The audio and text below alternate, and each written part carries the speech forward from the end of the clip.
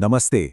आज हम एक ऐसी मिस्ट्री पर गहरी चर्चा करने वाले हैं जो हर इंसान के दिल के किसी न किसी कोने में जरूर छुपी है। एक ऐसी कश्मकश जो सारी ह्यूमैनिटी शेयर करती है, हमारी खुद की आत्मा और हमारे माइंड के बीच की एक बहुत ही उलझी हुई लेकिन सच्ची कहानी। सच कहें तो कितनी बार इंसान खुद से वादा करता है कि बस अब से सब ठीक करेंगे, पर फिर भी पुरानी और बुरी आदतों के आगे हम अक्सर हार जाते हैं। इंसान आखिर अपना कंट्रोल क्यों खो बैठता है? ऐसा लगता है जैसे कोई अनजानी ताकत जबरदस्ती कुछ गलत करवा रही हो, है ना? ये एक ऐसी डीपली इंसानी उलझन है जिससे हम सभी गुजरते हैं। इस उलझन को सुलझाने के लिए गीता का एक बहुत ही बेसिक और जरूरी रूल समझना होगा। स्वधर्म का पालन, यानी स्ट्रिक्टली अपने रास्ते पर चलना। यहाँ एक क्लियर वार्निंग मिलती है कि किसी भी तरह का दिखावा या फेक योगी बनने की जरूरत नहीं है। अपने खुद की ड्यूटी थोड़ी इम्परफेक्टली करना आर्टिफिशियली किसी और की लाइफ कॉपी करने से लाख गुना बेहतर है। मैट्रिक्स से एस्केप करने के लिए बस अचानक सब छोड़ देना सॉल्यूशन नहीं होता। और यहीं पर आती है हमारी स्टोरी की सबसे बड़ी टर्निंग पॉइंट।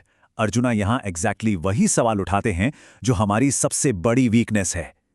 एक पवित्र आत्मा जो नेचुरली कभी किसी का बुरा नहीं चाहती, आखिर किस मजबूरी में आकर अपने ही खिलाफ जाकर गलत कदम उठाती है? ये सवाल हमें सीधा इस प्रॉब्लम की जड़ तक ले जाता है। तो अब वक्त आ गया है इस सबसे बड़े राज से पर्दा उठाने का। वो दुश्मन जो हमारी अंदर की प्योरिटी और शांति को पूरी तरह हाईजैक कर लेता है, वो है काम, यानी कि लस्ट और हमारी अनगिनत मटीरियल ख्वाहिशें। यही वो कल्प्रिट है जो पीछे से सारी स्ट्रिंग्स खींच रहा होता है। इसे समझने के लिए एक बहुत ही प्यारा एग्जाम्पल लेते हैं। एक बिल्कुल फ्रेश मीठा दूध इमेजिन कीजिए। ये दूध हमारे सच्चे प्योर स्पिरिचुअल प्यार को दर्शाता है। पर जैसे ही इसमें थोड़ी सी खटाई मिलती है, जैसे इमली, तो ये तुरंत खट्टे दही में बदल जाता है। बिल्कुल वैसे ही जब हमारा नेचुरली प्योर प्यार इस मटेरियल वर्ल्ड के पैशन के कांटेक्ट में आता है, तो वो करप्ट होकर लस्ट में बदल जाता है। और जब ये ख्वाहिशें पूरी नहीं होती, तो शुरू होता है एक बहुत ही डेंजरस साइकिल, जिसे हम द डूम पाइपलाइन कह सकते हैं। जो डिजायर्स अधूरी रह जाती हैं, वो जल्द ही क्रोध यानी गुस्से में बदल जाती हैं। फिर वो गुस्सा हमें पूरी तरह मोह और इल्यूजन में डाल देता है और इंसान इस दुनिया के जाल में पूरी तरह उलझ कर रह जाता है। इस दुश्मन ने हर जीव की कॉन्शियसनेस को अलग अलग डिग्री पर कवर किया हुआ है। जैसे पेड़ पौधे गर्भ में छुपे एक एम्ब्रियो की तरह बिल्कुल हेल्पलेस हैं। जानवर एक ऐसे शीशे की तरह हैं जिस पर मोटी धूल जमी है। पर इंसानों की हालत आग पर छाए धुएं जैसी है। हाँ, धुआं जरूर है, पर उस धुएं के नीचे आग की एक चिंगारी अभी भी बाकी है। यानी इंसान के पास अभी भी एक क्लियर चांस है अपनी स्पिरिचुअल लाइफ को दोबारा जगाने का। लेकिन एक वार्निंग जो बहुत क्लियरली दी गई है, वो ये कि इस काम को सैटिस्फाई करने की कोशिश करना बिल्कुल बेकार है। ये एक ऐसी आग है जो कभी बुझती नहीं। इस आग को मटीरियल प्लेजर से शांत करने की कोशिश करना बिल्कुल वैसा ही है जैसे आग में और ज्यादा ईंधन या फ्यूल डालना। ये बुझेगी नहीं, बल्कि और ज्यादा भयानक तरीके से भड़केगी। तो अगर ऐसी इनसेशिएबल आग को हराना है, तो एक डिटेक्टिव की तरह सोचना होगा। ये दुश्मन हमारे अंदर अपना बेस कैंप बनाता कहाँ है? आखिर वो कौन सी स्ट्रेटेजिक जगहें हैं जहां से ये अपने डेली अटैक्स लॉन्च करता है? ये दुश्मन 3 मेन हाइडआउट्स में छुपता है: हमारी सेंसेस, हमारा मन और सबसे डेंजरस हमारी बुद्धि या इंटेलिजेंस। यहां छुपकर ये हमारी ओरिजिनल नॉलेज पर पर्दा डाल देता है और फिर एक करप्ट इंटेलिजेंस आत्मा को ट्रिक करती है ताकि एक इंसान ये मान बैठे कि टेम्पररी फिजिकल प्लेजर्स ही उसकी सच्ची खुशी हैं। ये एक बहुत ही क्लेवरली बिछाया गया जाल है। इसलिए यहां पर एक बहुत ही जरूरी काउंटर अटैक स्ट्रैटेजी समझाई गई है।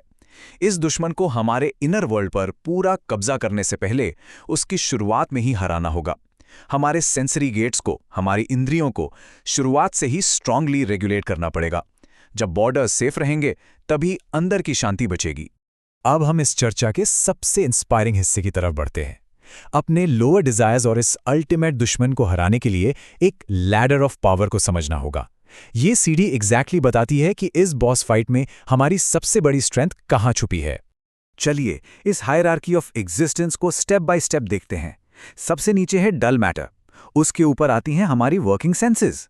सेंसेस से पावरफुल है हमारा मन। मन से हायर लेवल पर आती हैं हमारी इंटेलिजेंस। लेकिन इन सबके ऊपर, इस पूरी चेन ऑफ कमांड के टॉप पर आत्मा बैठी है, असली बॉस ये इटर्नल आत्मा ही है जो इंटेलिजेंस से भी अनंत गुना हायर है। और यही चैप्टर 3 का आखिरी और सबसे एम्पावरिंग कंक्लूजन है। ट्रू विक्ट्री सिर्फ एस्केप करने या ड्यूटीज छोड़ने में नहीं है। सच्ची जीत है अपने इटर्नल नेचर को पहचानना और अपनी स्टेडी स्पिरिचुअल इंटेलिजेंस का यूज करना, अपने हायर सेल्फ के थ्रू इस लोअर सेल्फ को प्यार से और फर्मली कंट्रोल करना। यही वो आखिरी राज है जिससे लस्ट जैसे दुश्मन को हराया जा सकता है। इस डीपली मूविंग चर्चा को आज यहीं रोकते हैं, पर एंड करने से पहले एक बहुत बड़ा सवाल है जो पीछे छूट जाता है। एक ऐसी आग की चिंगारी, एक ऐसी प्योर स्पिरिचुअल इंटेलिजेंस जो हम सबके पास ओरिजिनल फॉर्म में मौजूद है, उसका डायरेक्ट इस्तेमाल आज इस रियल वर्ल्ड में अपनी इनर बैटल्स को जीतने के लिए कैसे किया जा सकता है? इस पावर लैडर को आज से ही समझना शुरू करना होगा, ताकि वाकई में एक शांत और बैलेंस्ड लाइफ की शुरुआत हो सके। यहाँ जुड़ने के लिए बहुत बहुत शुक्रिया।